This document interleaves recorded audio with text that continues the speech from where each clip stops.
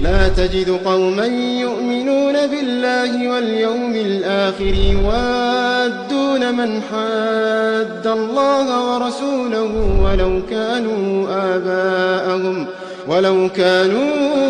آباءهم أو أبناءهم أو إخوانهم أو عشيرتهم أولئك كتب في قلوبهم الإيمان وأيدهم بروح منه. ومن عجب أن ممثل قطر في الجامعة العربية قد تقدم بطلب إلى الجامعة العربية من أجل عقد اجتماع طارئ للجامعة العربية، مجلس الجامعة، من أجل عقد اجتماع طارئ لمجلس الجامعة لمناقشة الشأن المصري.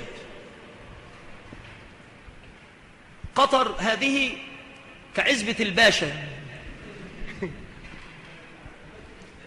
القرضاوي أنا أعرف المكان الذي يسكن فيه،